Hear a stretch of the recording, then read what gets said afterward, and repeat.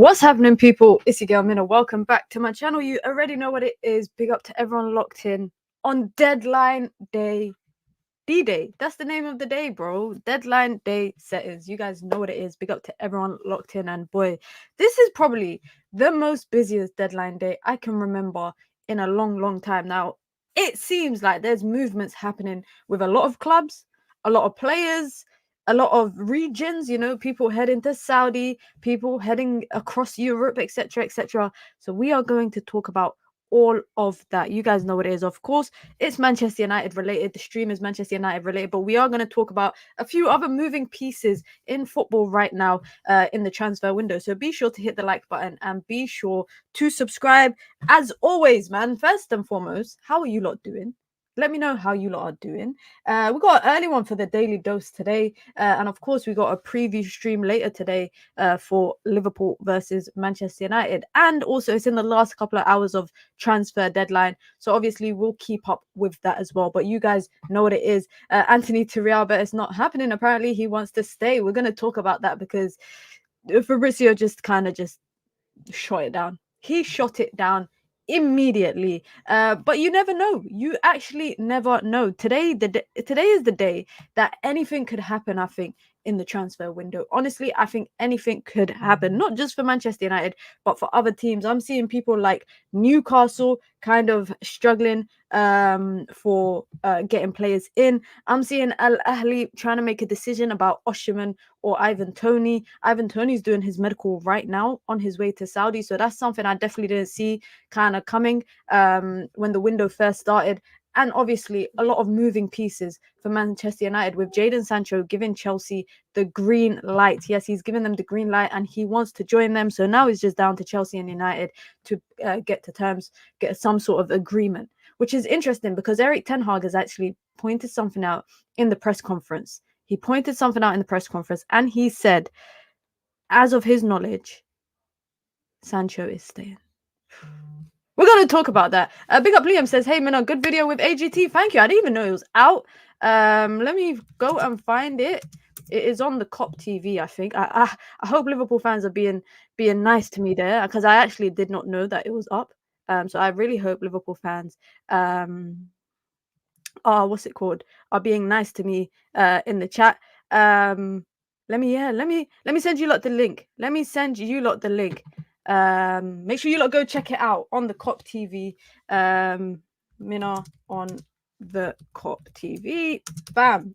Make sure you lot go check it out after the stream. Big up to Liam, man. I appreciate it. But listen, guys, let's get into it because it's transfer deadline day and we got so much stuff to talk about. Guys, I was trying to set up for my stream. It's Jumma, man. I was trying to set up for my stream, so I didn't even get the chance to properly get all my pictures up on here. So just give me a quick moment because I like a little visual. I like visuals, guys. You lot know I like visuals. Let's start with non-Premier League stuff. We're going to start with the non-Uniteds, the non-kind of the factors that we would usually talk about in the stream. Kingsley Coman has rejected every offer from European teams and Al Hilal. Now, if you lot are following what's happening at Bayern, obviously they've went through this rebuild. Bayern have actually said they're not bringing in any more players for the window, but they expected a few more players to leave. We've seen De Ligt leave. We've seen Mazraoui leave. Kingsley Coman was a player that they wanted to leave, but he's basically turned down everything and said, you know what, I'm staying at Bayern Munich. So that is one thing there. Another thing is this guy right here, Hermoso, is on his way to Galatasaray.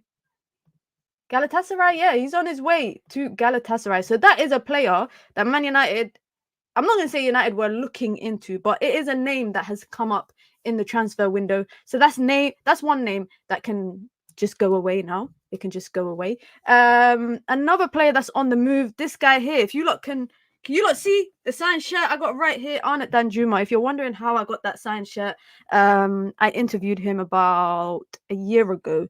Did a Ramadan special for him, a Ramadan interview, sorry, and he gave me a signed shirt. He signed my shirt for me. But he's on his way to Girona. He's been authorized to travel. He's got 2 goals, I think, for Villarreal this season. Didn't really do good at Everton. Didn't really do that good either at Spurs. But maybe Girona might be a team that he pops off at. And obviously, Champions League football. Another guy that is on the way out is this guy here. I've never seen someone on their way to do their medical wearing the shirt of the team that they're going to sign for. Sufyan Amrabat is off to Fenerbahce. It's a good thing for him because he gets to be in Turkey. Obviously, someone of Muslim faith. I can imagine being in a country like Turkey, close to Morocco, close to the Middle East, etc., to his family, etc., is a good thing. He gets regular football, and we're going to get to it, but he gets to play Manchester United in the Europa League. I swear, this Europa League story for Man United is jokes. It's actually jokes. It's a reunion story, can I say? And maybe he might get hair. I don't know. You know, Turkey is the country of dreams. Anything can happen. You can get a BBL. You can get a tummy tuck. You can get a fresh hairline. Anything is possible. But Amrabat and Fred is going to be a funny midfield for Manchester United to come against. So that's another player that's on the move in the transfer window. And last but not least, and let's just laugh at Newcastle, because Newcastle fans acted like we were not getting anything with Dan Ashworth. Well, would you look at that? Oliver Glasner today announces in his press conference that Mark Gahey is staying. And he said in the press conference, congratulations to the owners because they did not give up. They've stayed firm on this price tag that they wanted for him. I think it was like 70 million. Newcastle were pushing, nothing. And now Newcastle are trying to, by the way, be in talks to sign Trafford, the goalkeeper. And they've had a bid rejected. So Newcastle's in the mud. So that is everything. And oh, wait, no, that's not everything. Last but not least, it's so much happening, guys. I can't keep up. These two guys here, ridiculous, guys. I'm so shocked at both of them. I'll be so honest. I'm so shocked that both of them are actually weighing up the options to go to Saudi Arabia. Now, no disrespect at all to the Saudi League and Al Ahly, etc. Al Ahly, by the way, got a lot of players. They got Mendy, Eduardo Mendy. They got Frank Kessie. They've got Bobby Firmino. They got Riyad Mahrez. They've got a lot of players that they brought last season, right? Victor Osimhen, at the age of 24, what are you doing going to the Saudi League? He's going to Chelsea. What? David Ornstein. I know that he was waiting for. Oh my god! Oh my! This news just won't stop. Can't stop. Won't stop. Can't stop. Won't stop. Guys, what the hell am I supposed to do? I'm just gonna be jumping from topic to topic because I can't do this. There's no structure in this stream today.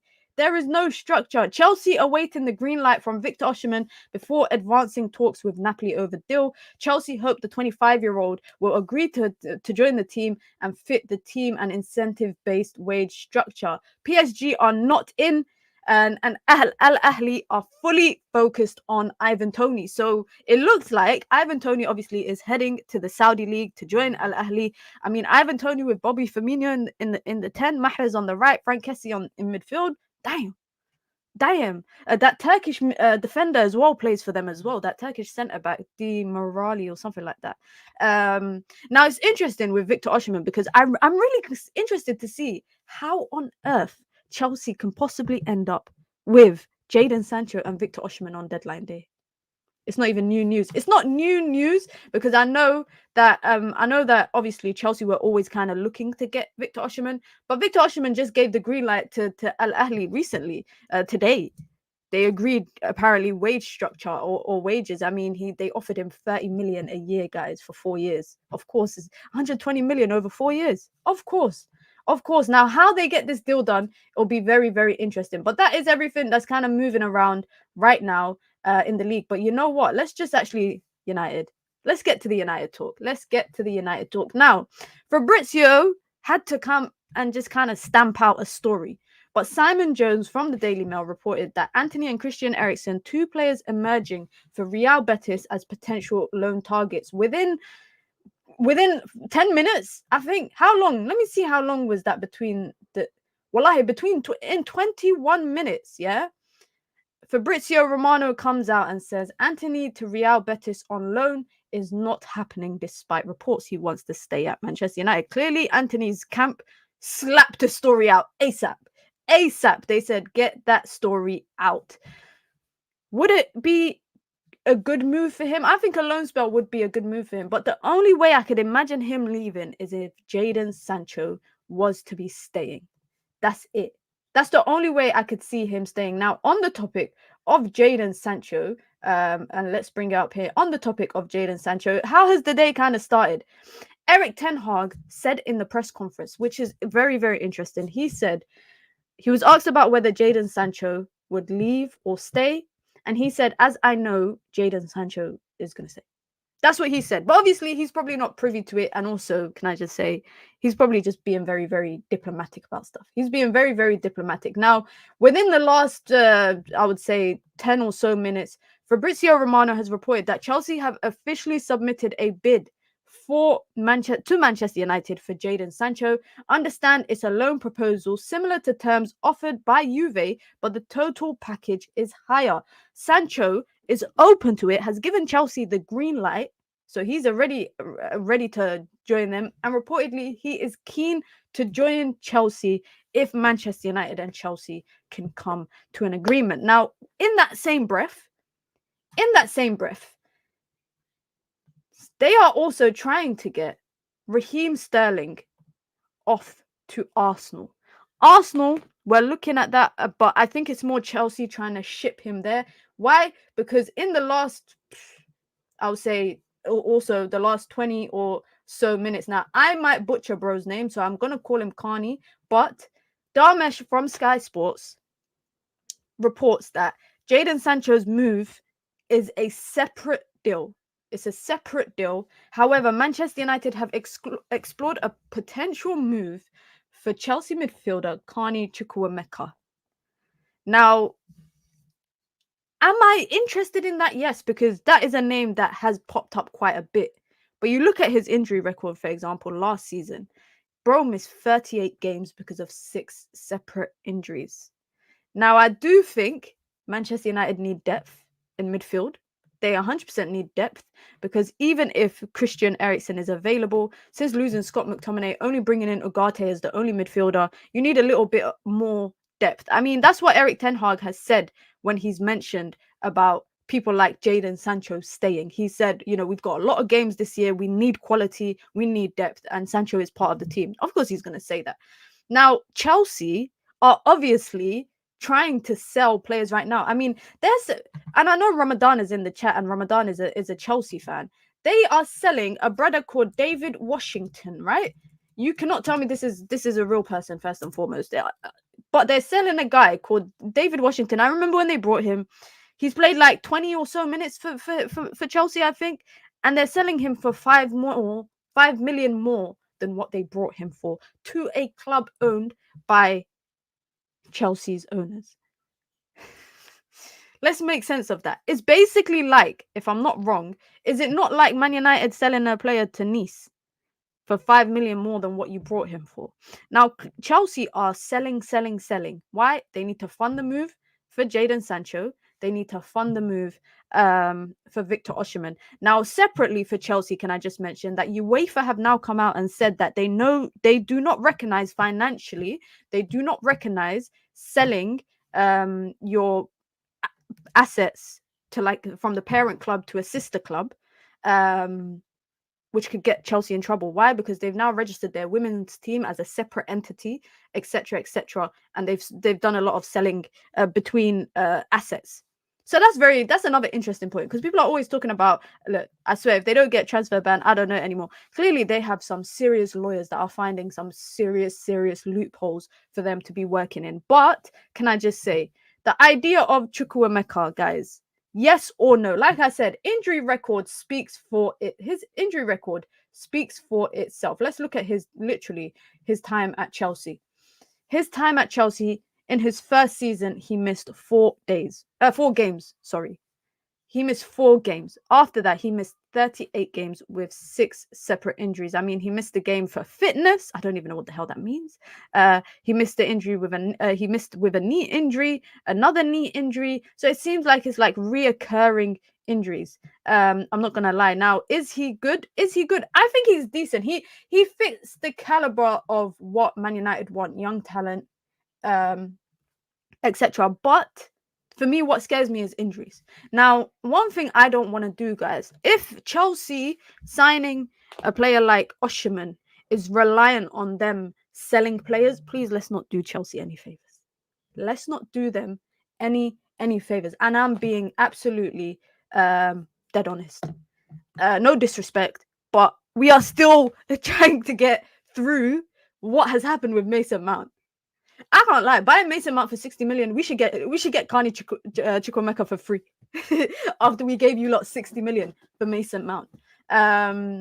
Ramadan says he's a good player, but he's very inconsistent and hasn't got a lot of minutes under his belt. And I think, can I just say as well, this is Chelsea's strategy, right? Everyone is always saying, what is Chelsea's plan in the transfer window? Chelsea's plan is very, very obvious. It's to buy young players and flip them and sell them a year or two later. They've done it with so many things. They did it with Hutchinson. They're doing it with David Washington. They're trying to do it with Carney Chukwuemeka. People like Sterling isn't in Chelsea's plan in terms of what their transfer structure is. They brought Sterling, I think. I'll be honest. The day they brought Sterling, I thought it was just a statement signing for them because new owners have to come in and make a statement. Simple as that. And that's what they did, right? But since then, they've brought in over 40 players, 50 players, I think. They've brought in so many players. I might be, by the way, exaggerating that, but I know they've brought in a lot of players. However, a lot of them fit this kind of category. Young players, they brought players from academies, brought them to the first team, 1 or 2 years, and sell them. Ronan says once he was considered as one of the best under-17 players in the country when he was playing for Villa Academy. I remember the uproar from Villa fans when Chelsea brought him because they were so upset. And I think just with the injury thing, he's unfortunate at a young age to have so many injuries in one season. I mean, 6 injuries, missing 38 games, guys. That's a Premier League season. 38 games is a Premier League season. That's how many games he missed last season. But can we argue and say that's a one-off? I don't know. I couldn't say that. And that's why I say it is a bit risky buying him. But if he's a young player and it's a decent fee, the risk is lower, because the risk with buying Mason Mount is you brought him for a big price tag, you give him big wages, you gave him a hefty shirt number, so that risk is a lot bigger. But you buy a younger player who might have had a season of injuries. And by the way, can I just say, Mason Mount in his final season, Mason Mount at Chelsea, he didn't miss as many games as Chukwuemeka did, for example. He missed, I think it was like 9 or 10 or 11 games or something like that in the entire season. It's only when he came to United, he was just struggling. Minna, do you even need his profile? What kind of profile midfielder do you lot think we need? And that's a good question from Ramadan. Because when I think about it, I think United need a 8-10. They need not an 8-10. They need someone that can play deep. They need a dictator. They need a influencer from deep. They need a controller, someone to pull the string, someone that's good on the ball, someone that's press resistant, someone that can, be good depth. That's the most important thing for me is the quality in depth. That's where Manchester United lack. I did the preview with AGT for the Liverpool game, right? And we were comparing benches. And I was like, look at Liverpool's bench, potentially, who they could bring on versus what United could potentially bring on. They can bring on young players like Harvey Elliott, Curtis Jones, and then they got people like Darwin Núñez. They can bring on Chiesa. They can bring on so many good talents. And then you look at United's depth and you're like, oh, can Christian Eriksen last 20 minutes? No more Scott McTominay if United are chasing a goal. There's no more Scott McTominay to bring on. And we're going to talk about what Ten Hag said about him because it confirmed what I've been saying. Ten Hag didn't want to get rid of Scott McTominay. But then you look at, a player like Collier. He's not going to get thrown into the deep end when it comes to games like Liverpool, etc., where you need quality in depth. And that's where the big teams, I think, teams like Manchester City, teams like Liverpool, that's where they kind of I wouldn't say surpass us, but that's where they got things right so far. They've got quality in their depth. Obviously, Manchester City have spent a lot of money on that. Chelsea last week, I was watching Chelsea last week and they brought on Nkunku, Neto. Imagine turning to your bench and you got Nkunku, you got Neto, you got Lavia, you got all these players on the bench. That is literally talent. It's crazy. It's crazy. We got the Mali kid, Kone, or what's his name? Seko Kone. He's not coming straight into the first team, though. He's not going to come straight into the first team. He's a young player coming from Mali. He's obviously, as we know, he's done his medical, signed contract, everything. So announcement is coming soon. But Manchester United reportedly plan to integrate him slowly into under 21s and then eventually into the first team. I don't think we'll see him in the first team for maybe another season, maybe a season and a half. I think a lot of these young players that United have brought, Obi Martin, that they've brought, Lasol, that they're still waiting for to kind of get that approval done. All these players are not going to get thrown into the first team immediately. Like, look at Kobbie Mainoo, look at Harry Amas, look at Toby Collier. They had to go through that academy kind of 1 year, 2 years to play football and then come through. So I think Sekou Kone is something for the near future in the next year or two. Would you guys take Chukwuemeka depending on the price tag? Depending on what the price tag is, because we know Chelsea are trying to get this move done for Victor Osimhen. We know that they're trying to get this move done for Jadon Sancho. Imagine Man United buy Chukwuemeka and that allows Chelsea to buy Jadon Sancho. That is hilarious. That is actually hilarious. That wouldn't, like, what's it called? It just wouldn't make any sense. It just wouldn't make any sense. Honestly, we shouldn't do them a favor. What? Let me see what else is. This is, guys, can I say, the most ridiculous deadline day. Like, honestly, I can't. Do you guys remember the last time we had a deadline day that was moving like this? A Troll Potato says not convinced by him. I think it's because maybe people haven't seen a lot of football from him. Let's see. I want to see how many minutes he's played. If we could get him for like 15 million, I wouldn't be against it, bro. Honestly, guys, if we could get him for about 15 million, I would not be against it. I need to get this off my screen. What the hell? All I know is when it comes to free agents, say goodbye to Hermoso. He ain't joining Manchester United. He ain't joining Manchester United because I think he's heading to another Turkish team. Just swap Chukwuemeka and another player for Sancho. Why? Man United want money. Guys, Man United want money. They don't want players. There's not a lot of players I think that they would take. Look how many let's look at how many games Chukwuemeka has played since he's joined Chelsea. Let's see how much games he's played since he joined the first team, not the under 21s. He hasn't played that much, guys. Well, he has not played much.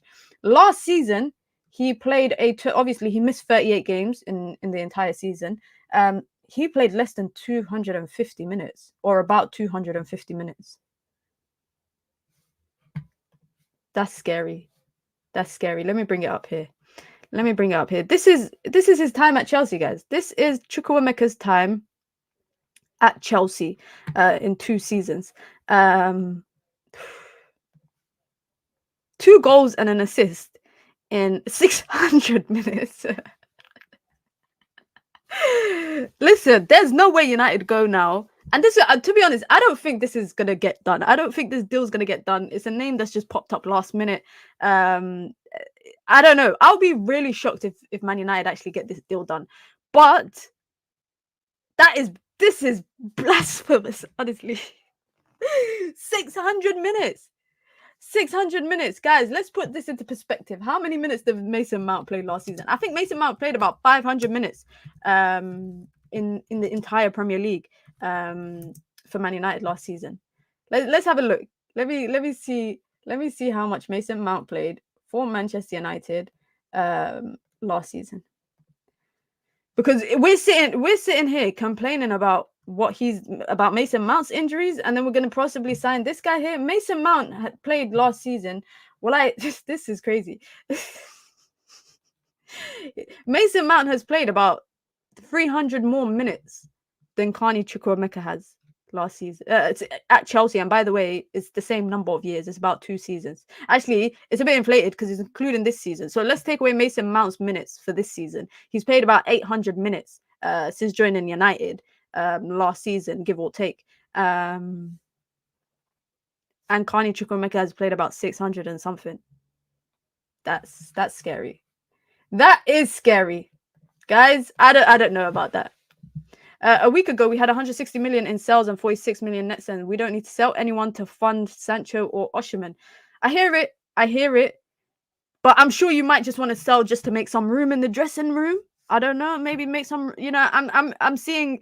I saw that video of Chelsea players in the gym, and that literally looked like a Pure Gym. You could walk into Pure Gym, and that literally. If you showed me that video and said this is Pure Gym in Cobham, I would have been like, yeah, I hear it. It looks like a normal gym. It looks like a normal gym. Ronan says Rabiot is an ideal ball carrier to play with Casemiro or Ugarte. Unfortunately, his agent and his mother, can be challenging as Mino Raiola. It's interesting. Rabiot still doesn't have a club, guys. I mean, I'm sure he can join any time, by the way. I'm sure he can join at any time because he's a free agent, right? But it's so funny that that he hasn't nothing. Like Liverpool turned away from him. United, there hasn't really been much. Could he end up at like I don't know, like a Marseille or like one of them competitive teams in Europe, but not the big clubs in Europe? Obviously, Marseille historically is a big club. Is very interesting. Mina, campaign for Sterling in Jamaica colours. Come on, man. This ain't Jamaica. Come on, man. Guys, come on. Shout out to my yardies and shout out to everyone from Jamaica and the Caribbean. Yeah, you lot are my people, but this is Brazil, man. Come on. This is a legendary Brazil kit. One of my favorite Brazil kits of all time. Now, obviously, what do we know about Jadon Sancho, guys? What do we know about Jadon Sancho? This is gonna look so weird. Yeah. But if Jadon Sancho joins Chelsea, who's going to be shocked as much as I am, guys? Who's going to be as shocked as I am? Because I am very, very shocked if Jadon Sancho joins Chelsea. I can only imagine it's obviously for football reasons, but it's maybe for other reasons. He wants him to be closer. He wants to be closer to home, etc. Now, Erik ten Hag has come out and said, from what he knows, Jadon Sancho is staying. And we saw Dan Ashworth talking after the Europa League draw, saying that his phone was buzzing nonstop and he's got some calls to go and return, etc., etc. What is the price tag that United should get for Jadon Sancho? What do you? Because bear in mind, Chelsea have so much. Like it's ridiculous, guys. I can't. I really can't. The amount of stuff that Chelsea have is amazing in terms of the quality and depth in the front line. If it all meshes, obviously they lost yesterday, but they won on aggregate, right? If everything meshes for them, they are going to be a storm to be reckoned with, right? But the second that Maresca says anything about Jadon Sancho in the media, it might be game over. It really, really might be game over. And the only reason why I'm saying that is because we've seen how everything unfolded at Manchester United for Jadon Sancho. Now, the day has kind of gone kind of interesting. It started with Jadon Sancho giving his green light to Chelsea to make a move. Essentially, I think personal terms ain't an issue for him.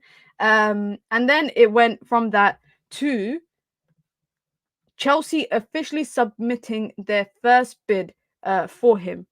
Now, it's a loan proposal, which is interesting. It's a loan proposal for him, but it's got a similar offer to what Juve offered, but the overall package is a lot bigger.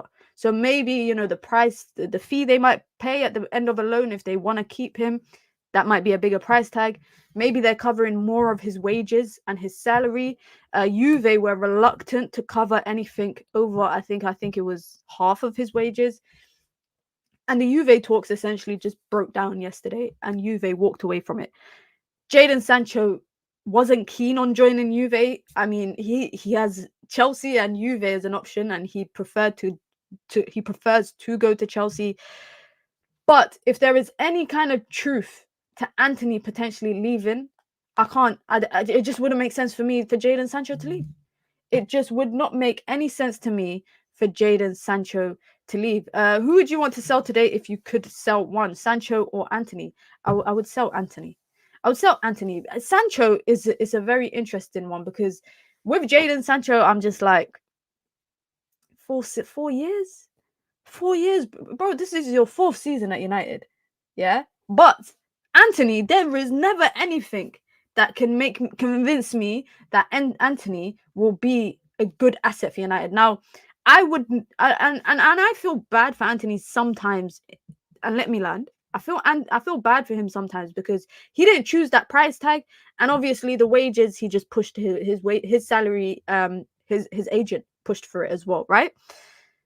If United have brought Antony for 25 million, right? Which is what Man United originally valued him for in the first time that they kind of looked at him as a winger option. If they brought him for 25 million and gave him 120, 130 a week, I don't think the criticism would be near as bad as what it is right now. I think the criticism is a lot worse because of his price tag. The criticism is warranted sometimes. I'm not gonna lie. You look at how one-dimensional he is. I've never seen a winger or a forward player. This is why I never understood about, even though like Weghorst, I enjoyed Weghorst's time at Manchester United, and obviously he won the Carabao Cup. But for me, when you're a striker, you're meant to score goals. When you're a winger, you're meant to create, score goals, get assists, beat your man, be fast, be skillful, be good on the ball. Why do I care about how defensive you are? Of course, defending is part of the game. But there is no way that when you talk about a player like Antony, the first attribute you're talking about is how good he is defensively. We've fallen so far from football, guys. If that's what we praise a player for, when it should be, can I say, me talking about a winger, if he has all the I'm ticking, wow, goals, assists, fast, pacey, can beat a man, can link up well, can ping a ball in, yep, tick tick, and I say, oh, his defense is a bit shaky, I'll be like, you know what, you can overlook that. But if you're telling me you don't tick any of the offensive attributes, but you tick the defensive side, you should be praised for that? I don't think so. I don't think so. Now, like I said, Simon Jones from the Daily Mail, his news or his information kind of got shut down immediately. It got shut down immediately. He said Antony and Christian Eriksen have emerged as loan targets for Real Betis. And within 20 minutes, I guess Antony's team has put out Antony's agents, etc., probably just sent a message to Fabrizio and said, Antony's not going anywhere. He ain't going on loan. He wants to stay at Manchester United. And all the time we hear he wants to fight for his spot. Firmino, defensive striker, Antony, defensive winger. Don't even, guys, let's not do this. Come on, man. Let's not disrespect Bobby Firmino. Bobby Firmino, yeah, at Liverpool, I won't praise him too much as a Liverpool player. I won't praise him too much. But he's not a defensive striker. Bro was getting goals and getting assists. He literally changed Liverpool's frontline structure for them and enhanced it with quality. Come on, let's not compare what I get the logic that you're saying that Firmino wasn't an out-and-out 9, but you can't say he's a defensive striker and call this guy a defensive winger. The Scousers were calling him a defensive striker. I hear it. Fair enough. Because maybe they were, because he wasn't the out-and-out 9 that they probably expected. And later into his career at Liverpool, he ended up getting deeper and deeper and deeper. And at one point, he was playing midfield for them. So I kind of hear it. I do kind of hear it. Let's talk Erik ten Hag and his press conference, because he said something very, very interesting. He was asked, a lot of the press conference seemed to be about Scott McTominay. He spoke about Scott McTominay, and he said, I'm very happy for him, but it's mixed feelings because I would have preferred not to lose him. He has Manchester United in his veins. He said he's got Man United. He's Man United through and through. He went on to say he's so important for our team. He was at Manchester United for over 22 years, but unfortunately, it's the rules. You have to discuss the rules to do sales, and obviously, homegrown players, academy players, they bring more value.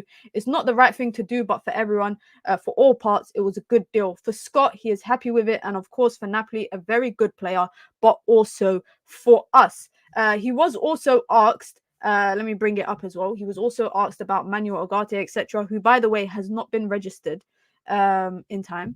He's not been registered in time. Well, he's been registered, but I don't know if it's the work permit issue that's arisen, but he will not be available to play on the weekend or to even be part of the match day squad. But that's what Erik ten Hag has said about Scott McTominay. Now, what he said about Jadon Sancho, Sancho, he's a player in our squad and we are happy with him. We need the depth in the squad. We have so many games to play. We'll be playing a game every third day. So he kind of wants to keep him. Now, this is the funny thing, because scary. Oh my God, this is a really big. I didn't expect the picture to be that zoomed in. Erik ten Hag was asked about Alan Shearer's analysis of Marcus Rashford on Match of the Day. If you lot did not see it on Match of the Day, he was analyzing Marcus Rashford's game time against Brighton, etc., etc. This is what he said. Stupid analysis. He said stupid analysis. He said that's not why I took him off, about his performance not being right. We had to rotate. There will be rotation, and there is conclusion. The player and this conclusion that the player isn't performing is not this stupid analysis. That's literally word for word what Erik ten Hag said. He said, Alan Shearer, is he saying that Premier League top goal scorer? He says, you see, you and your dumb analysis. I hear it though. I kind of hear it. I do kind of hear it. Let's see what other news has popped up since we've been live. If there's anything kind of new, actually, let's talk about this. Let's talk about this before we get on to more transfer stuff.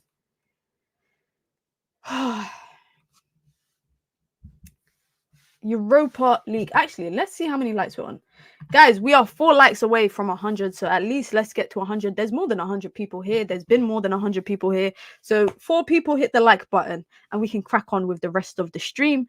I'm literally watching the like button, guys, right now. It's gone up by 1. It needs to go up by 3 more. So 3 more people, please hit the like button. If you want to join the Minions Gang, aka the membership club, you can. It's the pinned comment in the chat. You get your badges, you get your emojis, you get your custom member content, and of course, you get to support the growth of the channel. If you want to support the channel in alternative ways, you can by hitting the like button, by subscribing, and by sending in super chats with your comments, with your questions, with your thoughts, or if you want to show some love, some appreciation to the channel with the daily streams here. I don't know what I'm going to do, guys, for daily dose of minute after the transfer window. I don't know what how am I going to come here and talk every single day about something?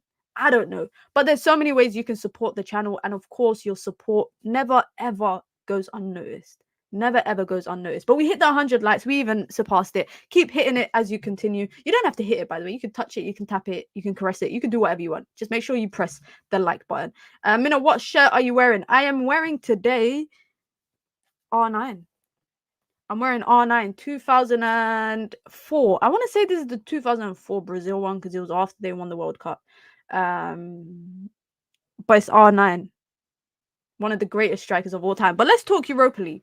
I saw, by the way, I shouldn't laugh at Chelsea's situation in the Conference League, but the teams that they're playing, I'm like, bro, who is this team? Where the hell are they based? But this is how Manchester United have kind of ended up in the Europa League. And you know what, guys, I'm saying? United must win. That's 8 games. United have to win 7. I swear, I'm not joking. United should not lose a game. If United drop points, I can see maybe a draw, maybe against Porto. But United, for me, have to win every single game. It's a statement. I don't care. I don't care about the fact that it's Europa League. I don't care if it's any of that stuff. Make a statement and win every single one of your games and show everyone in Europa League that you are one of the top dogs, right? Now, how many?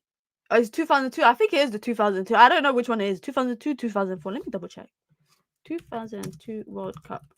I remember one of my siblings. Oh, 2002 World Cup Brazil. Okay. I think the 2002 one is here. No, it's got the emblem here, not in the middle. Yeah, it's got the Yeah, no, this is 2004. This is the 2004. Yeah, this is 2004. You lot are making me bug out. You lot are making me actually bug out. The 2004 one is after they won the World Cup because they got the 5 stars on it. The 2000 this kit has the 5 stars on it, guys. It was 2004 was the Euros, yes, but this shirt is from 04 because it's when it's got 5 stars, so it's when they won their 5th World Cup, which would have been after 2002. But let's get back to it anyways. Let's get back to it. 10 points would be a miracle. What? So how does the system work, guys? I was watching the draw today, by the way. Yeah, I was watching the draw, and it's so jokes how they've automated everything. AI and tech is coming to take everybody's jobs. They don't have people there mixing, and bam, they pull out your name and then they press a button that generates all 8 teams that you're going to play against, right? And this is what Man United ended up with. You get 2 people from each pot, right? So you can, but I think you cannot play your own co-nation, whatever. So Tottenham was in pot 1. We can't play against Tottenham. And Nice were in pot 3 or pot 4, I think. And I don't think United will be able to play against Nice. I'm not 100% sure. But this is who United ended up with. And when I first saw, Rangers, I thought Rangers at home, okay, nice. Because if it was away, that would have been scary. It wouldn't be scary, but the atmosphere would have been ridiculous. When I saw Porto, I thought, raw. Okay, Porto have lost quite a few players. They've lost Evelinson, they've lost Conceição, they've lost Taremi. They've lost quite a few players, right? But Porto away still is not going to be an easy trip. And then it was United names coming out of the hat. United's name came out. They pressed the button for United. And all I said to myself, United are going to end up with Fenerbahce. And it's actually what I said on a stream. I don't know if you lot remember a couple weeks ago when Fenerbahce were knocked out of the Champions League qualifiers. And it said that they now dropped to Europa League. I said, Man United is going to end up with Fenerbahce. It's going to happen. Jose Mourinho, Manchester United, reunion. Now, what worries me, guys, right? And it's crazy for me to say it because it's no disrespect, but it's Fenerbahce, right? But we know what the atmosphere is like at Turkish games. We know what Fenerbahce away, Porto away, that's going to be 2 very, very difficult games. I'm being so honest. Man United might have to go strong in them lineups. The other games, I don't mind rotation, but them lineups, Man United might have to go quite strong. Now, I'm calling this the reunion tour. I'm calling it the reunion tour because there's reunions in quite a few places for this, right? Ahmad and Rangers, if you lot remember, that was his first loan spell that he went. A reunion for him. We got Diogo Dalot going back to Porto for the first time since he's left. We got PAOK. I don't know how you pronounce that. Do you say Pawok?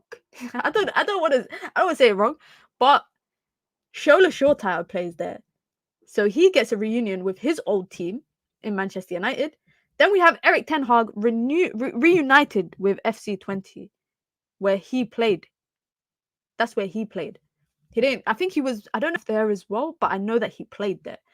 And obviously, the big story is Fenerbahce, Jose Mourinho, Sufyan Amrabat, and Fred.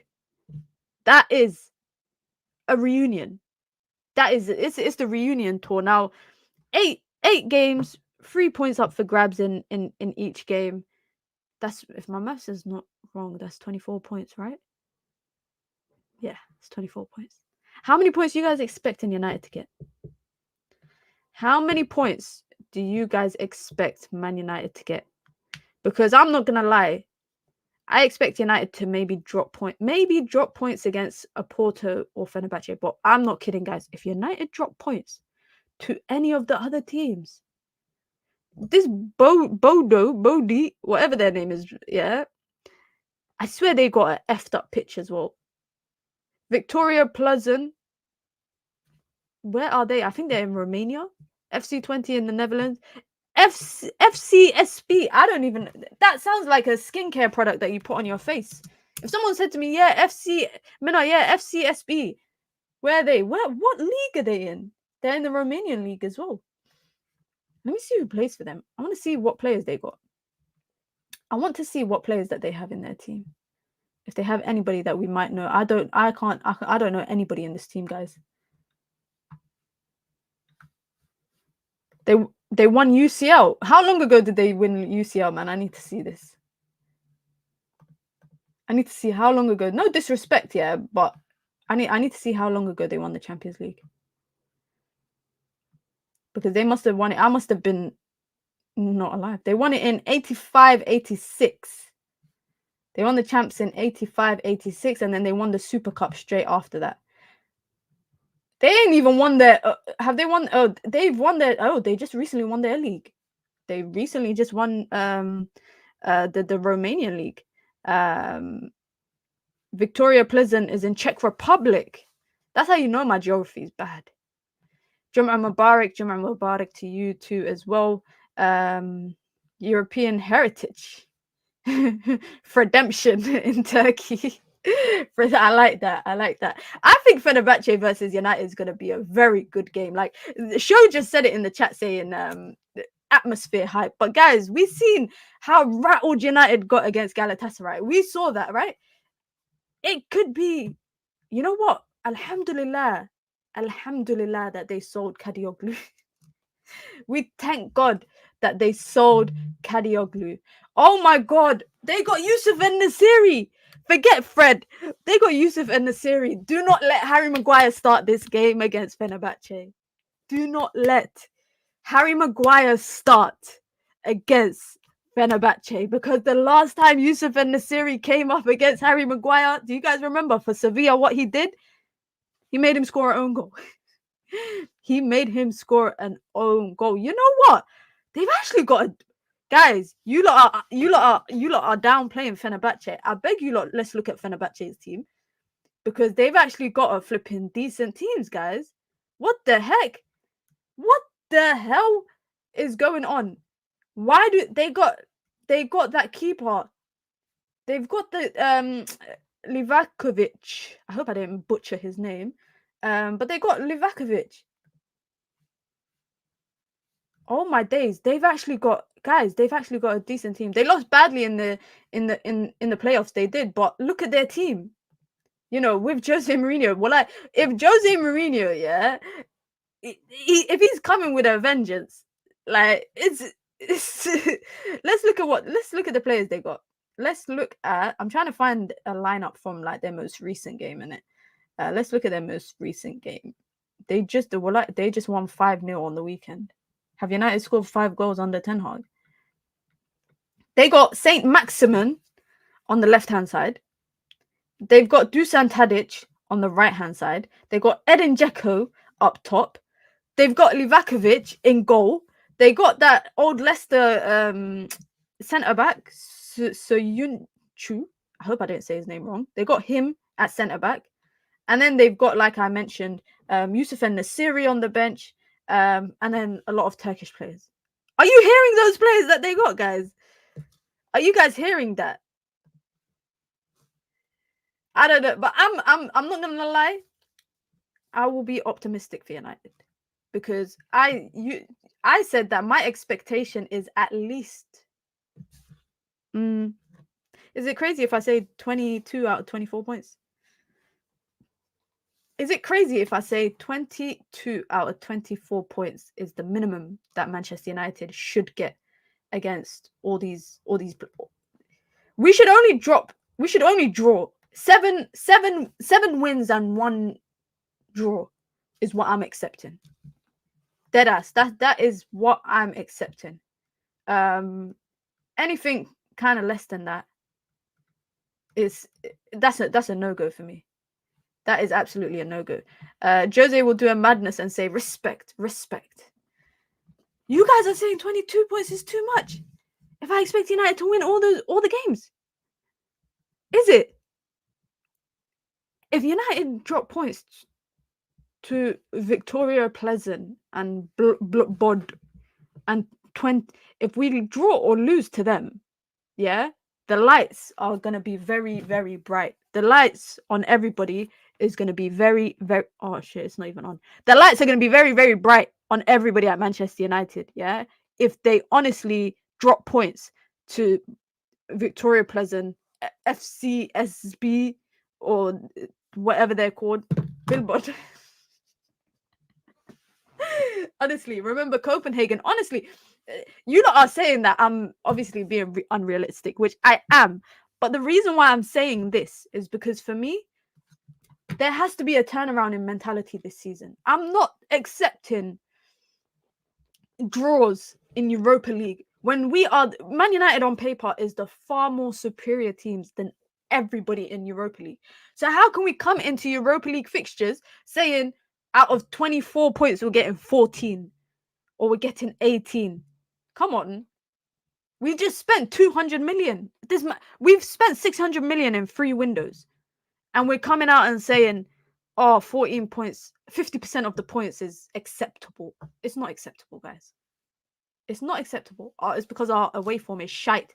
That is another thing, and that's why I've said based on the season, I'm looking at improvements. I'm looking at improvements this season based on away form. Away form is a big improvement. Superior, we finished above you last season. I said on paper, Man United have the superior team. On a tactical level, we can debate that. We can debate that. Ross says, doesn't matter what we spend, we have Ten Hag.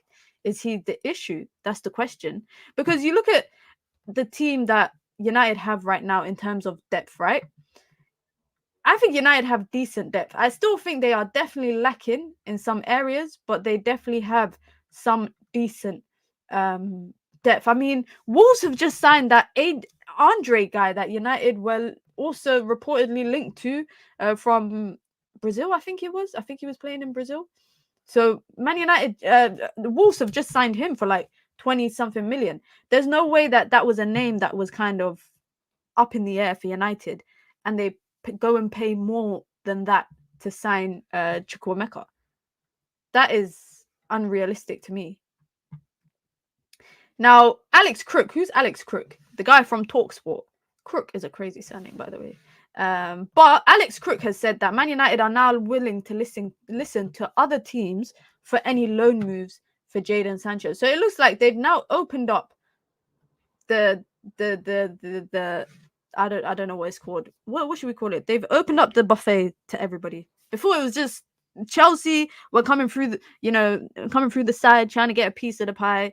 Juve they wanted to get a taste of the pie, but they didn't pay for it. And now they're offering the pie to everybody else.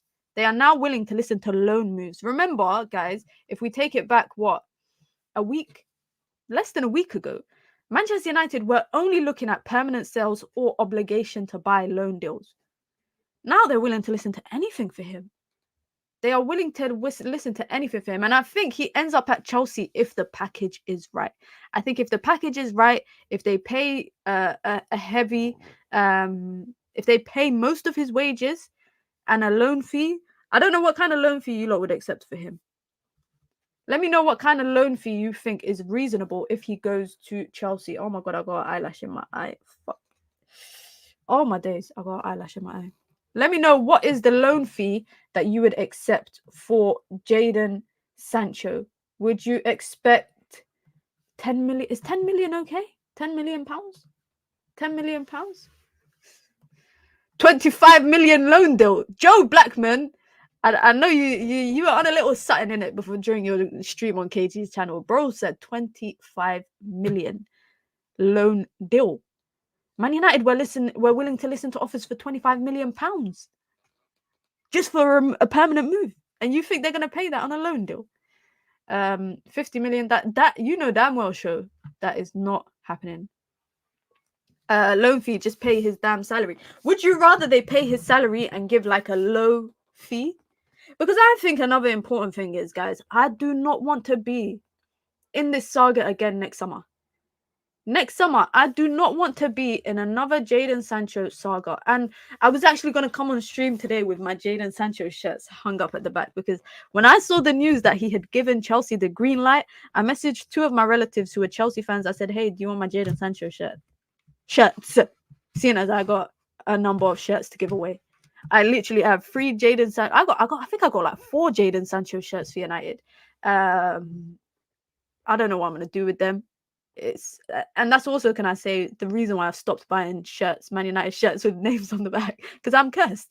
I'm literally cursed. Every time I buy a shirt with someone's name on it, it just goes sideways. Paul Pogba, Cristiano Ronaldo, Jadon Sancho. Nani was a shirt that I had in like 2008, so that was he had a decent career at United. Why not offer buy one get one free? You buy Sancho, you get Antony for free. I don't think they would. They don't. Why do they need Antony when they got Mudryk? No disrespect for Mudryk. Mina, you can't be worse than Owen's dad. Nah, I don't think I'm as bad as Owen's dad. I don't think I still got Sanchez number 7 shirt. I'm so glad I didn't get that. I'm so glad. To be honest, I'm not gonna lie, guys. I was a bit biased during the time that Paul Pogba was at United. I only ever used to get Paul Pogba shirts. There was never any other player that I liked enough to get their shirt. I think I got a Rashford 39 shirt. I think I got one of that shirt. from like his first year or two at United. But other than that, I just used to get Pogba shirts every pretty much season, like without a doubt. Cristiano Ronaldo, as soon as he came back to United, bam, I got a Ronaldo shirt. We know how that turned out. Jadon Sancho, as soon as he was announced, bam. In that case, Minna, you lot telling me to go buy all these shirts. Buy a Rashford, Maguire, Lindelof, Shaw, even Bruno jersey too. I can't lie. The next shirt I'm trying to get is a Kobe Mano shirt because I like the number 37. It's different. It's different. Aminor says, have you heard about Ugarte not being registered in time? Yes, sir. Yes, sir. Let's quickly just touch on that. Manuel Ugarte will not be available for Manchester United against Liverpool on the weekend. Now, I don't know if it's that he's not been registered in time. I'm not going to lie.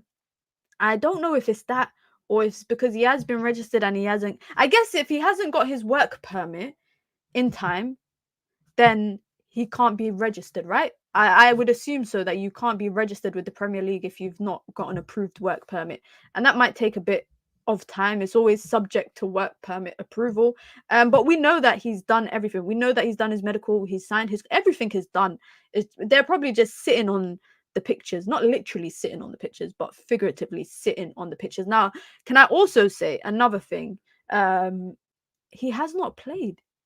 He has not played football, guys, since he came back from, obviously, Copa America. Please stay away from the copy shirt. All right, guys. Sorry, I won't get a copy. All right, guys. All right, my bad. But yeah, he hasn't played since he's come back from Copa America. And Erik ten Hag has kind of said that he's gonna. Let me see exactly. I want to see exactly what he said, because I remember what he said kind of in passing in the press conference. I wish there was a place that I could just get in detail. So he spoke about Manuel Ugarte joining Manchester United, and he said we had 3 number 10s but only 1 defensive midfielder. I need to know who these 3 number 10s are. I need to know who these Bruno and who's the other 2 10s that Erik ten Hag is references, because he said this, can I say, in reference to why Manchester United signed Ugarte and sold Scott McTominay. And he basically said United got 3 10s and only 1 DM, so we had to sign a new DM. Bruno Mount, who's the other 10? There is no way. You lot are saying McTominay, right? You lot are saying McTominay in the chat, but there is no way McTominay, he thinks McTominay's a 10. Zirkzee ain't a 10. He's a 9.5. Word to show. Show hates those halves, but he's a 9.5. Eriksen hasn't really played as a 10 for United though, so you can't say we have 3 10s, because Eriksen has he's literally not played. He hasn't played as a 10 for Manchester United. And then Erik ten Hag spoke about, obviously, Manuel Ugarte joining Manchester United. He said, I can't tell you any more than what you guys already know. Is it completed? Yes, we can confirm it's completed. We expect to, sorry. He said we expect for it to be completed, but I cannot confirm it. McTominay, you lot giving mixes. McTominay was a 10 for him. Mano is a 10. Mano was a 10 in the academy, and I think Mano is an 8 for me. I'd like to see him in an 8, but we ain't seen him in the 10 role for Man United. That is my point. My point is not whether they are a 10 or not. My point is whether they've played as a 10 for Man United. Eriksen for Denmark is their obvious 10. Again, he's a 10 for Denmark, but have we seen him play as a 10 for United? I'm not really sure. I'm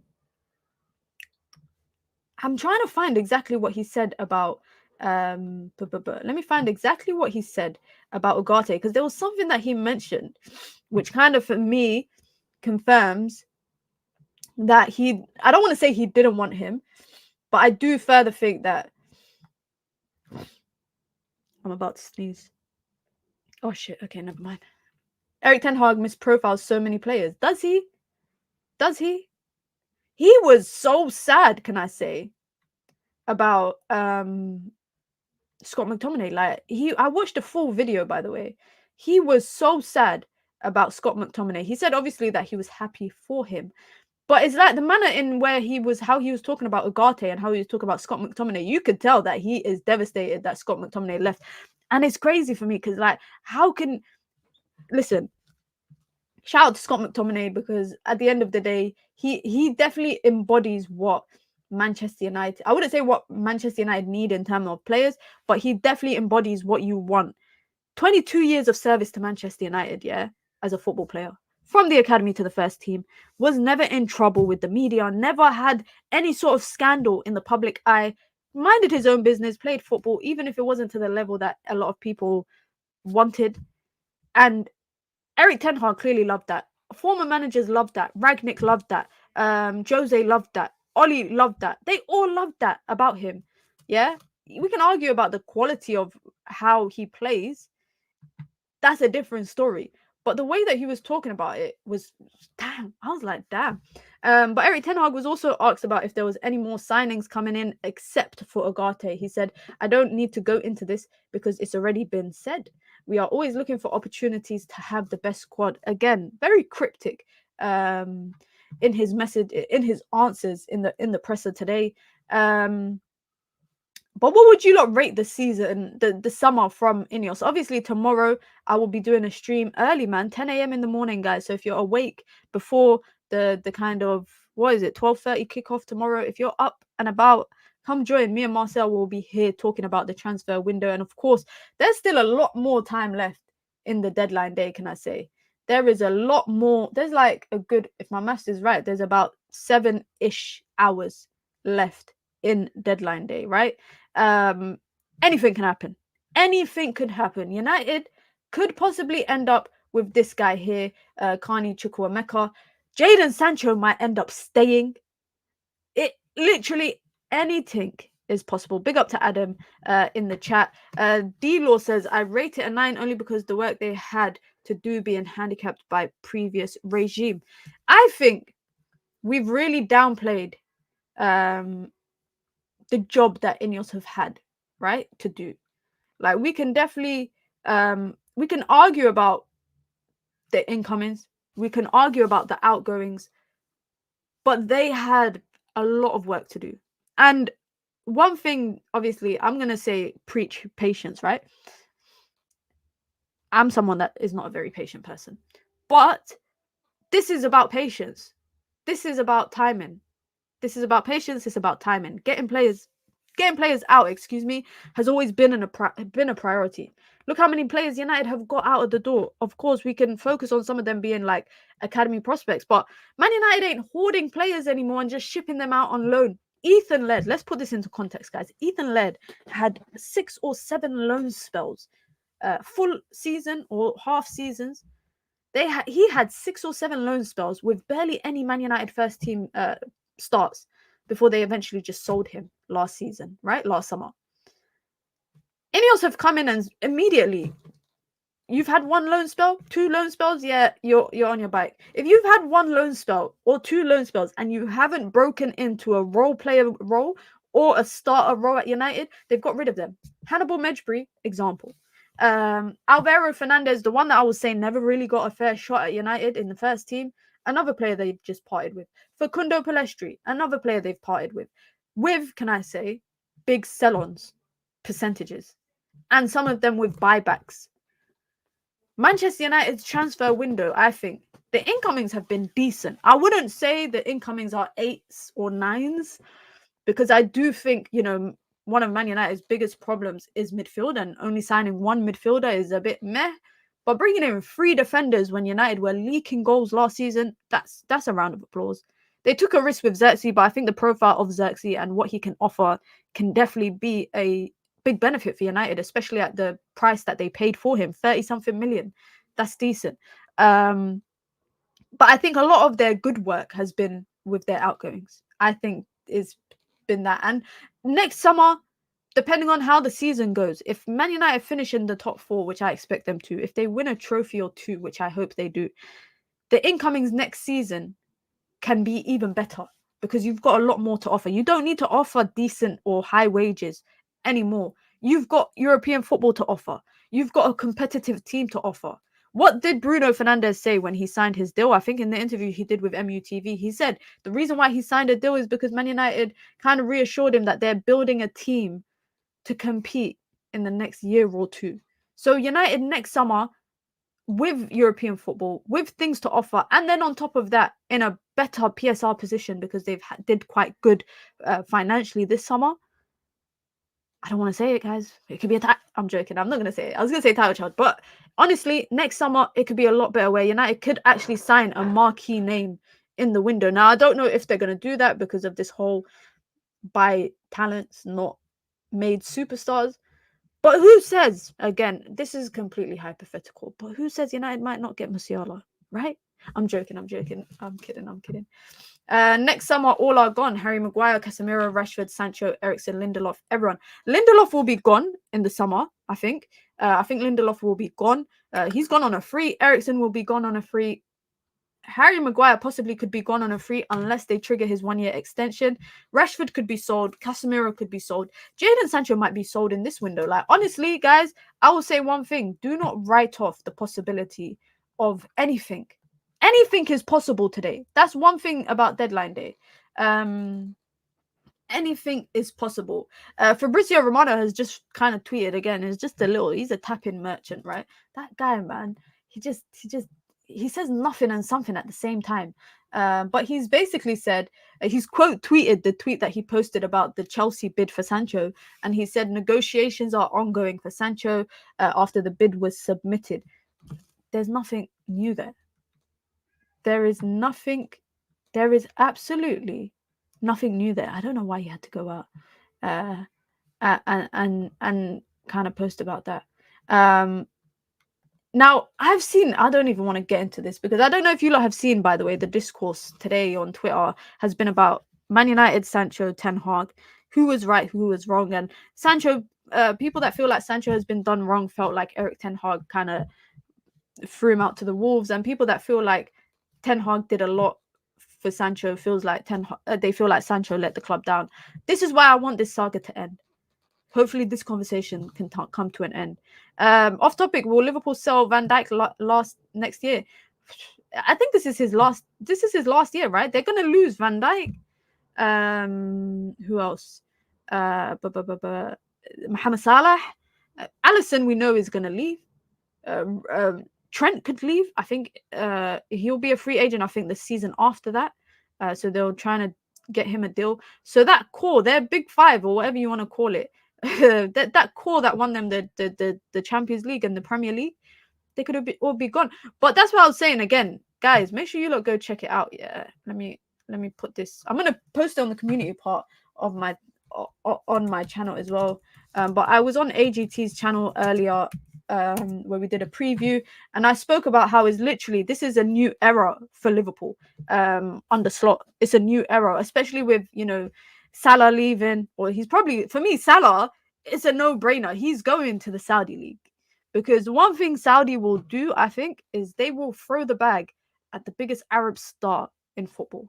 There's no bigger Arab star in football right now than Mohamed Salah. They will throw the bag at him because having Cristiano Ronaldo is huge. But Mohamed Salah is huge in the Arab world as well. Like, I'm not saying he's on the same level as Ronaldo because you could go to literally like a village in my home country and people will know who Cristiano Ronaldo is, right? But Mohamed Salah, any Arab country you go to, he's got fans. So I imagine Saudi will throw the bag at him. Trent could end up at Madrid. Van Dijk, I don't know where Van Dijk will go. Alisson might end up in Saudi. He might end up in the MLS. But it'll be very, very interesting. Let's see if there's any more news before we wrap it up, because you guys know anytime I kind of end a live, immediately there's some news out there. But this will be very, very interesting. What are you guys going to look at the most today? What are you keeping an eye on the most? Is it the Sancho thing? Is it the Carney Chukwuemeka thing? Is it potentially Antony, if he could potentially leave? What is it that you lot are going to keep an eye on for the rest of the day? Because I'm not going to lie, I really, really hope this Jadon Sancho to Chelsea talk collapses. I said it. Lock me up, guys. Arrest me. Arrest me. I hope it collapses. I do not want Jadon Sancho to go to Chelsea. I would, in an ideal world, I would love for him to be a part of the squad, but I think it's not going to happen. I think it's not going to happen, right? But Chelsea is not the destination that you should go to. I'm sorry. I'm sorry. It just doesn't make sense for me.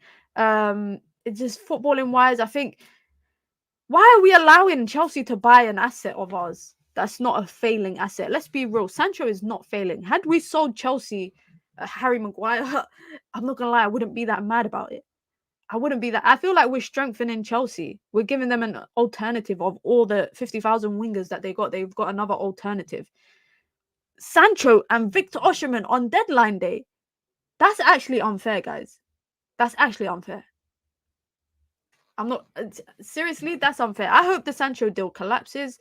And also, Sancho leaving does not guarantee that anybody else comes in for Manchester United. There's not any kind of guarantee with that. I think Man United have accepted now that they're not going to get like a bid for him in terms of a permanent transfer. And we just gotta make do with it. I think the most we just gotta make do with it and make do with what the rest of the window kind of has to offer. How long left of deadline day? We got about just over 7 hours left of transfer deadline day, and literally there is moving pieces everywhere. If you guys have not if you are not aware, there is everywhere. Like I tweeted earlier saying, is this the busiest transfer deadline day in recent years? Because I don't remember a transfer deadline day being this hectic, where a lot of big clubs are making moves. Obviously Real Madrid are not making big moves. What's it called? Bayern Munich ain't really making moves. In the Premier League, Man City is a bit quiet. Liverpool has been a bit quiet today. Man United are Ornstein. Don't do this, Day. Don't do this. Don't do this. Day. Don't do this. Oh my God. They're going to do it. After I just spent the whole time in my final monologue. I just spent my final monologue on stream saying, Jaden, please don't do it. Please don't do it. Chelsea expected to reach an agreement to sign Jadon Sancho from Manchester United. It's gonna happen. He's gonna go to Chelsea. What? I mean, it's not surprising, but I did think that a part of me thought it would not happen. A part of me really, really thought it would not happen. Why are we strengthening Chelsea? Why? Let's see what he said. Chelsea are expected to reach an agreement with Manchester United to sign Jadon Sancho before the transfer window closes. The 24-year-old forward is keen on the proposed move to go to Stamford Bridge. Is there any more information? There's not really any more information, but he has said Chelsea have had another heavy summer spending with Pedro Neto, João Felix. I forgot about João Felix, guys. Kiernan Dewsbury Hall and Jorgensen among 11 new signings to arrive in West London. Listen, if Fabrizio has said, if Ornstein has said it's going to happen, then I absolutely think it's going to happen. Them Jadon Sancho shirts, I don't know what I'm going to do with them, guys. I'm not kidding. Should I go get them and show you lot? I don't know what I'm going to do with them. What? Why? Bro, why are you going to? Why? Like, honestly, guys, I'd argue we are weakening them. I don't think we are weakening them. I do not think we are weakening them. Man really wanted out of this club. Listen, Chelsea is his dream. Listen, him, Noni Madueke, they're going to be like, he's got brethren there. He's got friends there, guys. Oh, my God. I can't believe it. I can't believe it. And you guys know, you lot know, when are we playing Chelsea? Man United, but when do we play Chelsea? We play Chelsea on the 2nd of November at Old Trafford, and then 18 May. Is that the final day of the season? Is 18 May no, that's the second to last game of the season at Stamford Bridge. Get them. Cole Palmer, Jadon Sancho, João Felix, Pedro Neto, Nkunku, potentially Victor Osimhen. Sancho's potential move to Chelsea is not totally dependent on Sterling moving on. Possibly it still happens even if Sterling stays, despite the clear wage issues. How? 250k a week. They play in how? I want to see what Chelsea fans are saying. Honestly, I need to see what Chelsea... Is there any Chelsea fan I can try and get on the channel today? Is there any Chelsea fan I should get on the channel today? There's nothing. By the way, there's nothing in detail about what it is. If it's gonna be a loan or if it's gonna be a big kind of sell. There's nothing. There's nothing. There's nothing about that. But if it's a loan, I would like it with an obligation to buy. I think everybody is just waiting to see what kind of news it is. We're moving mad. Honestly, listen, guys, let's be real. Chelsea have a serious, like, they got serious players. They got serious players. Like, we might question their transfer movements and how many people they bring in and how they're selling people for all of that stuff. Listen, if they have Sancho, Cole Palmer, Nkunku, Caicedo, obviously in midfield, but if we're just talking about their front line, if they get Victor Osimhen, flipping hell. Flipping hell. That is crazy. That is crazy, but it's an interesting way to end the stream. There we got it in blank, in live and direct.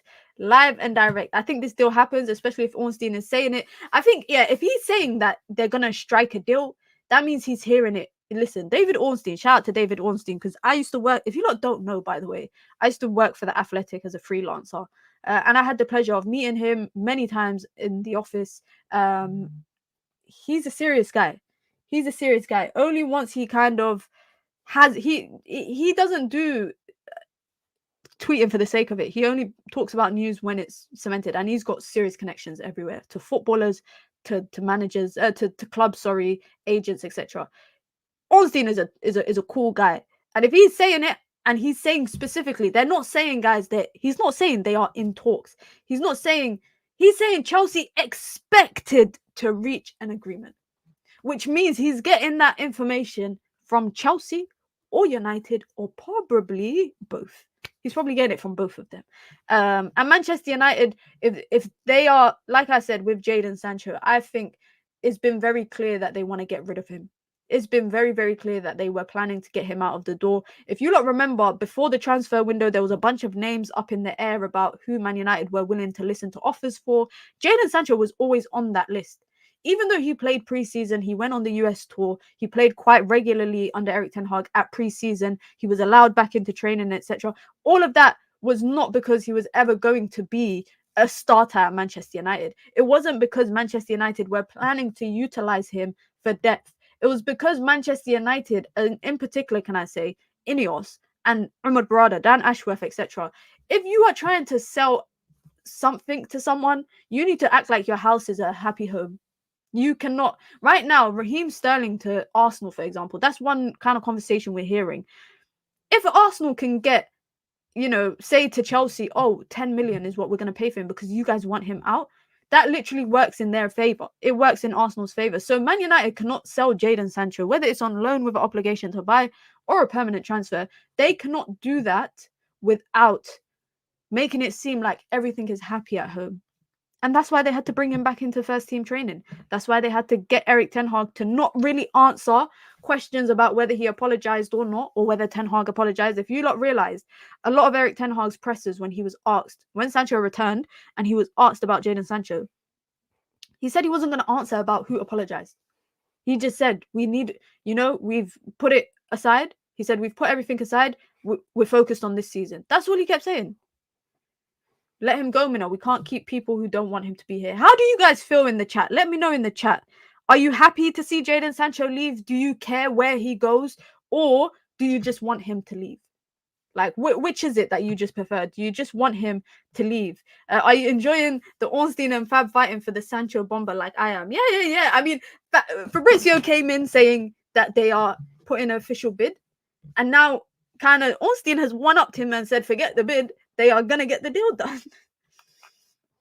So let me know how you lot feel about this Jadon Sancho thing. Let me actually bring this picture up on the screen because this picture is more realistic. Where is it? This picture is way, way more realistic. This is going to be mental to see. Honestly, guys. This is going to be mental. Couldn't give two Fs where this bomb goes. He's not good enough, so not fussed. I'm happy if he's happy, but would rather not strengthen rivals. I'm so tired of this 3-season never-ending Sancho story. You know what's crazy, guys? This story has been going on with Jadon Sancho since Erik ten Hag essentially joined United. Literally, that was it. Erik ten Hag's first season is when when Sancho went to train in the Netherlands for a couple of months. Then he came back, and then his second season is when obviously everything happened. Jadon Sancho hasn't. Over a year ago was the last time he played for Man United in a Premier League game. Meaning he probably made his last Premier League appearance for Manchester United that year ago.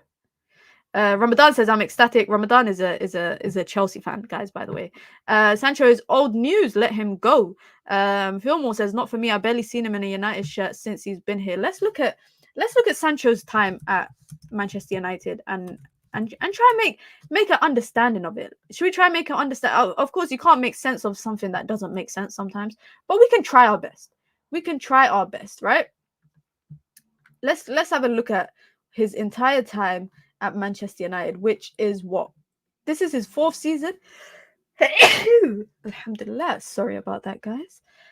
This is his 4th season at United. I don't get how people say he never had a chance. Look at he's played 83 games for United and 18 goal involvements.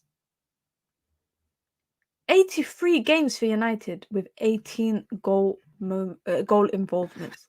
I mean, in Erik ten Hag's first season, he had 9 goal involvements in 26 games. Given the fact that was a window that he didn't play much. Yarhamakallah, yahdikumullah wa yaslih balakum. Thank you, MUFC 14. Look at his time at United, guys. This season, 7 minutes he's played for United, which is those minutes he got in the Community Shield final. Last season, 76 minutes, guys. I'm saying he hasn't played for United in over a year in the Premier League, but 76 minutes, 3 games, 76 minutes. Minna, don't say 83 games like that. Many stoppage time minutes. True. 5,000 minutes. 5,000 minutes. In 5,000 minutes, he got 12 goals, 6 assists. Should we look at instead how many games? Well, let's look at his full 90s, because it looks like most of his minutes came in his first year at United in the Premier League. And then his second year at United, he got quite a lot of minutes, by the way. He got near enough to a majority of his minutes in those 2 years. I actually want to know what minute he got, if that makes sense. What minutes he came on, etc. Let's have a look at that. I want to look at exactly his stats for his by club. No, I don't want to look at it by club. Because at Dortmund, it's crazy to think that at how many minutes he had. He played for Manchester City. He played nearly half of the minutes that he's played at Man United in Manchester City's academy. Let's go look at what season should we look at? Let's look at his first season. We'll look at his first season, yeah, for Manchester United. When he first came, obviously that's what Ralf Rangnick / Ollie. He played overall nearly 2,500 minutes. Let's see the games that he played and when he came on. Champions League, look at this. He played played 37 minutes, 75 minutes, 90 minutes. He had a fair run of involvement in the Champions League. In the Premier League, it was quite inconsistent under Ollie.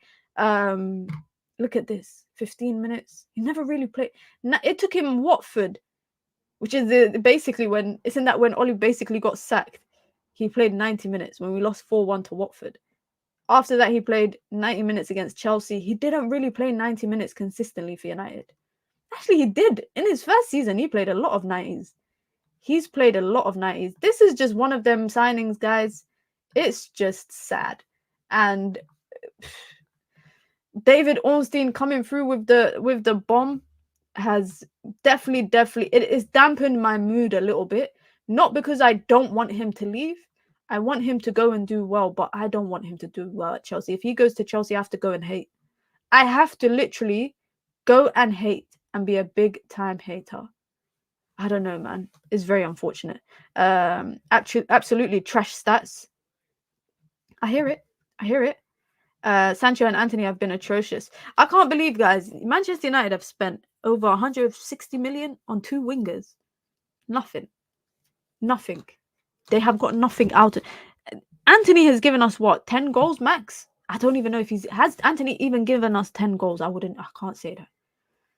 I can't say that they've given us a combined less than 20 goals for 100 and let's put it in perspective. And this is criticism to both Sancho and Antony for the amount of minutes they've gotten. I think Antony probably has played as many minutes as Sancho has at United.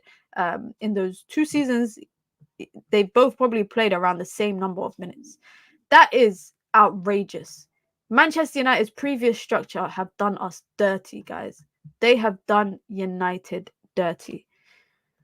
Do you think, before we wrap up the stream, do you think United get a player in? Obviously, Ugarte is going to be announced, but do you think United get another player in if Sancho leaves? I really hope they do. I really hope they do. But the only talk we've heard of so far is Chukwuemeka. That is the only name that we've seen popped up. Lukaku has been announced as a Napoli player. That guy, he's been everywhere in the Italian league, guys. He's been at Inter, he's been at Roma, and now he's at Napoli. We have to get a forward. Unfortunately, I don't think we will. I don't think we'll get a forward, you know. I really don't think. I think Ivan Toney going for 40 million to Al Ahly. There's no other striker out there for United to go and get. Man United need a midfielder, guys. We really need a midfielder. I'm scared for that midfield. I'm really worried about that midfield. You man are done. We ain't got money like Chelsea to spend, unfortunately. We ain't got money like that. Guys, we are 9 likes away from 200. So let's try and get to 200. If you have not hit the like, be sure to press. It's simple, man. You just go somewhere to your left. There's a little thumbs up and you just press the like button. It's so simple. So simple. Makes my life easier. It makes your life easier because I don't have to keep nagging you lot to hit the like button. And of course, you get to support the channel in such ways. If you want to support the channel in other ways, you can by joining the Minions gang. It's the pinned comment in the chat. You get your badges, you get your emojis, you get your custom member content, and of course, you get to support the growth of the ever-growing channel. If you want to support the channel in other ways, you can by sending in super chats with your comments, with your questions, with your thoughts. Of course, it's deadline day. Exactly, 7 hours to go.